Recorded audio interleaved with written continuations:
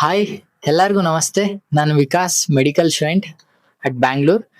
ನಮ್ಮ ಜೊತೆ ಇದ್ದಾರೆ ಡಾಕ್ಟರ್ ನವೀನ್ ಸರ್.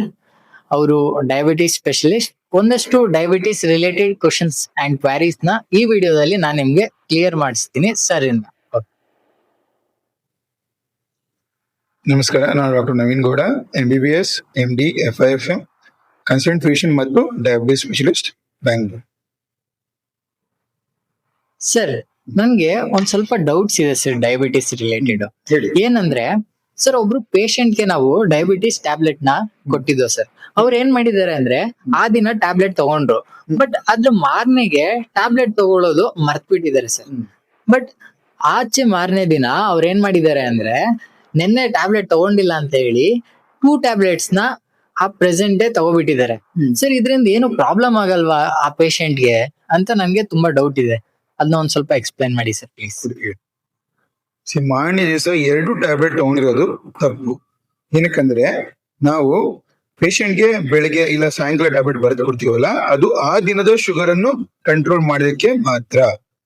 ಅಕಸ್ಮಾತ್ ಆ ದಿನ ನೀವು ಯಾವ್ದಾದ್ರು ಶುಗರ್ ಟ್ಯಾಬ್ಲೆಟ್ ಮಿಸ್ ಮಾಡಿದ್ರೆ ಮಾರನೇ ದಿವಸ ಶುಗರ್ ಟ್ಯಾಬ್ಲೆಟ್ ತಗೋ, ಎಕ್ಸ್ಟ್ರಾ ಒಂದು ಶುಗರ್ ಟ್ಯಾಬ್ಲೆಟ್ ಅನ್ನು ತಗೋಕೂಡ್ದು. ಏನಕ್ಕಂದ್ರೆ ಅದು ಡಬಲ್ ಡೋಸ್ ಆಗುತ್ತೆ. ಡಬಲ್ ಡೋಸ್ ಆದಾಗ ಏನಾಗುತ್ತೆ, ಹೆಚ್ಚಿನ ಶುಗರ್ ಅಂಶ ಬಾಡಿಲಿ ಕಮ್ಮಿ ಆಗುತ್ತೆ. ಕಮ್ಮಿ ಆದಾಗ ಏನಾಗುತ್ತೆ, ಅದು ಹೈಪೋಗ್ಲೈಸೀಮಿಯಾ ಆಗುತ್ತೆ. ಹೈಪೋಗ್ಲೈಸೀಮಿಯಾ ಅಂದ್ರೆ ಏನು? ಅದು ಲೋ ಶುಗರ್, ಅಂದರೆ ಸಕ್ಕರೆ ಅಂಶ 70ಗಿಂತ ಕಮ್ಮಿ ಆಗುವುದು. ಮನುಷ್ಯನಲ್ಲಿ ನಾರ್ಮಲ್ ಸಕ್ಕರೆ ಅಂಶ ಎಷ್ಟಂದ್ರೆ 120ರಿಂದ 200 ನಾರ್ಮಲ್ ಸಕ್ಕರೆ ಅಂಶ. 30ಗಿಂತ ಕಮ್ಮಿ ಆದ್ರೆ ಅದನ್ನ ಲೋ ಶುಗರ್ ಅಂತಾರೆ. 200ಗಿಂತ ಜಾಸ್ತಿ ಆದ್ರೆ ಅದು ಡಯಾಬಿಟಿಸ್ ಇಲ್ಲ ಹೈಪರ್ ಗ್ಲೈಸೀಮಿಯಾ ಅಂತಾರೆ.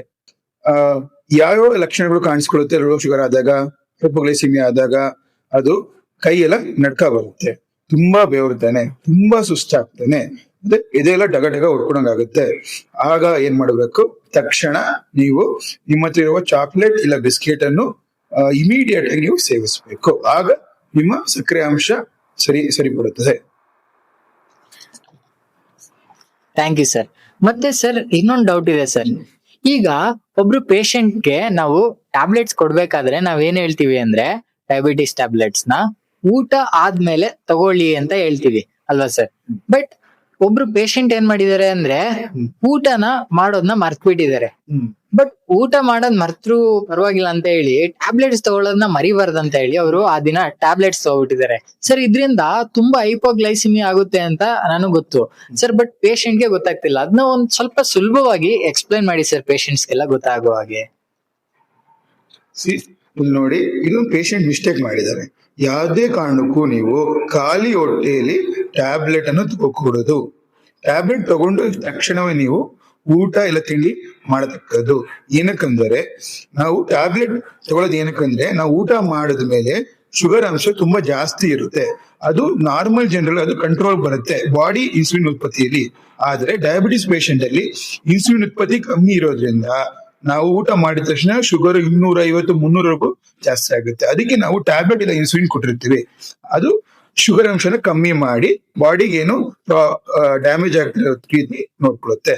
ಅದಕ್ಕೆ ನಾವು ಖಾಲಿ ಹೊಟ್ಟೆಲಿ ಏನಾದ್ರು ನಾವು ಶುಗರ್ ಟ್ಯಾಬ್ಲೆಟ್ ಇಲ್ಲ ಇನ್ಸುಲಿನ್ ಹಾಕೊಂಡ್ಬಿಟ್ಟು ತಿಂಡಿ ಇಲ್ಲ ಊಟ ಮಾಡದೆ ಹೋದ್ರೆ ಏನಾಗುತ್ತೆ ಅಂದ್ರೆ ಇರೋ ಶುಗರು ಕೂಡ ಬಾಡಿಲಿ ಕಮ್ಮಿ ಆಗಿ ಪೇಷಂಟ್ ಹೈಪೋಗ್ಲೈಸಿಮಿಯಾಕ್ ಹೋಗುತ್ತಾರೆ. ಅದೇ ಹೈಪೋಗ್ಲೈಸಿಮಿಯಾ ಅಂದ್ರೆ ಸೇಮ್ ಅದೇ ಲೋ ಶುಗರ್ ಆಗ್ಲಿ ಹೇಳಿದ್ನಲ್ಲ ಆ ತರ.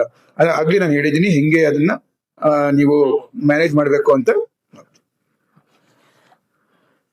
ಸರ್, ನೀವು ಈ ಕೊಟ್ಟಿರೋಂತ 2 ಇನ್ಫಾರ್ಮೇಶನ್ ತುಂಬಾ ಯೂಸ್ಫುಲ್ ಆಗಿದೆ ಅಂತ ಭಾವಿಸ್ತೀನಿ ಸರ್ ಪ್ರತಿಯೊಂದು ಪೇಷಂಟ್ಸ್ ಗೆ. ಯಾಕಂದ್ರೆ ಒಂದಷ್ಟು ಮಿಸ್ಅಂಡರ್ಸ್ಟ್ಯಾಂಡಿಂಗ್ಸ್ ಗಳು ಇರುತ್ತೆ ಪೇಷಂಟ್ಸ್ ಅಲ್ಲಿ.